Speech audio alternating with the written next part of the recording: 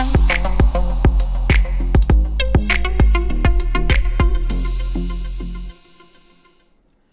teman-teman semuanya, kembali di video Digital Marketing Foundation. Nah, pada video pertama ini saya akan bahas mengenai analisa market, teman-teman ya, yang nanti akan terdiri dari beberapa subbab, yaitu Competitive Market Analysis, Brand Positioning, Customer Survey, dan ada satu lagi nanti kita akan temukan di kelasnya. Nah, untuk Competitive Market Analysis sendiri itu teman-teman, pengertiannya adalah untuk proses mengidentifikasi, memahami, dan mengevaluasi pesaing dalam suatu industri atau pasar tertentu. Tujuannya untuk mendapatkan keunggulan kompetitif dan mencapai tujuan bisnis. Jadi gimana caranya kita bisa unggul dari kompetitor-kompetitor kita yang lain dan kita bisa mencapai tujuan bisnis kita tersebut gitu. Kemudian dari competitive market analysis sendiri, step-stepnya ada seperti berikut. Pertama, kalian bisa identifikasi dulu pesaing-pesaing yang kalian ingin jadiin kompetitor ya. Kemudian step keduanya, kalian bisa kumpulin data tentang pesaing tadi. Kalian bisa pakai AI untuk membantu, atau kalian bisa survei secara langsung. Misal kalian datang ke tempatnya, misal kalian beli produknya, dan lain sebagainya. Kemudian kalian bisa setelah itu analisa data yang kalian kumpulkan tadi. Oh, ternyata dia punya ini. Produknya itu seperti ini. Nah, itu kalian bisa analisa apa sih yang kurang yang bisa saya solve, apa sih yang bisa saya buat value lebih yang menandingi produk ini, seperti itu. Kemudian yang keempat, kalian bisa membuat laporan analisisnya tadi. Dan kelima, kalian bisa apply atau kalian bisa langsung gunain hasil analisisnya untuk membuat keputusan suatu bisnis. Oh, kalau misalkan value seperti ini itu ternyata profitable banget, itu bisa meningkatkan profit misal 10% gitu. Nah, itu nanti di step kelima kita lakukan membuat keputusan bisnis untuk benar-benar melaksanakan keputusan tadi gitu. Kemudian itu untuk competitive market analysis. Nah, sumber informasi yang dapat kalian gunain itu ada beberapa, teman-teman. Kalian bisa dari website mereka, sosial media, laporan industri kalau misalkan industrinya itu udah besar gitu ya. Kemudian bisa dari artikel berita, ulasan pelanggan, pameran dagang, atau konferensi industri. Nah, ini kalau misalkan brand-brandnya itu udah besar. Tapi kalau misalkan kalian kompetitornya masih brand-brand yang lokal, itu kalian bisa survei langsung aja ke tempat mereka, seperti itu. Kemudian untuk memilih kompetitor itu ada dua cara, teman-teman. Kalau misalkan yang di kelas itu ada 3 metode. Kalau misalkan di sini itu ada 2 cara yang saya sampaikan, yaitu ada pesaing langsung dan pesaing yang secara tidak langsung. Nah, pesaing langsung itu seperti apa? Menawarkan produk atau layanan yang sangat mirip dengan produk atau layanan yang kamu tawarkan dengan pelanggan yang sama. Jadi produk atau layanannya mirip, pelanggannya sama. Nah, ini sebenarnya sama seperti 3 metode yang kemarin saya jelaskan gitu ya. Ini audiens sama gitu, intinya kayak gitu.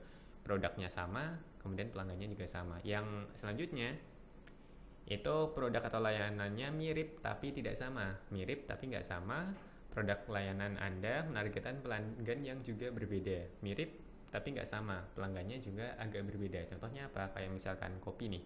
Kopi kalian ternyata biasa nanti komputer itu bikin kopinya yang kopi-kopi coffee shop gitu ya. Kalau misalkan yang ini tuh kopi-kopi yang ada ceritanya.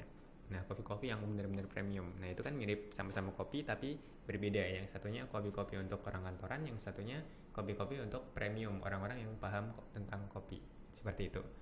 Next, teman-teman, ada brand positioning map, teman-teman. Ini gimana caranya kita memposisikan brand kita di suatu market.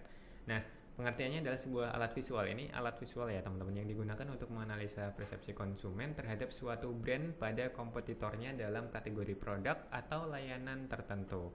Jadi, contoh seperti ini.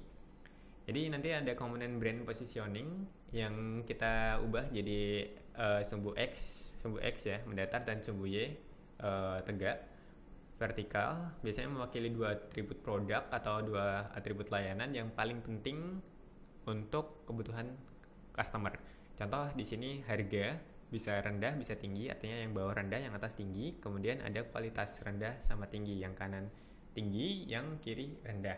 Nah, untuk komponen lain, ada komponen untuk brand positioning. Itu brand yang bisa kalian pilih siapa. Masing-masing brand kompetitor direpresentasikan oleh sebuah titik peta berdasarkan persepsi konsumen terhadap kedua atribut tersebut. Jadi di sini itu nggak menutup kemungkinan kalau misalkan kalian pakai brand yang lebih besar juga teman-teman untuk masuk ke dalam brand positioning mapping ini gitu.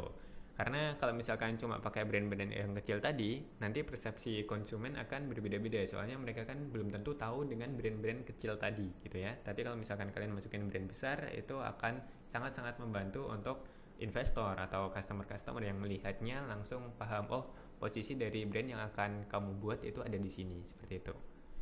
Nah, ini contohnya. Misal di sini kita pakai di ini ya, kurirmu.id. Dia adalah salah satu platform untuk pengantaran barang yang banyak besar gitu ya, pakai kontainer-kontainer.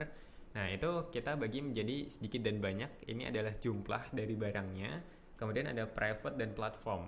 Artinya bisa pakai private kayak kalian ke JNT langsung gitu, maksudnya private. Kemudian platform itu yang pakai aplikasi atau software gitu ya teman-teman. Nah, kalau misalkan di sedikit dan juga platform itu kita biasa pakai GoSend atau Grab Express. Kalau misalkan private sedikit itu biasa kita pakai yang JNT, Si Cepat, Shopee Express, antar aja Ninja Express gitu ya. Itu kan private dan juga sedikit. Mereka nggak ngantar yang sampai kontainer-kontainer gitu, nggak.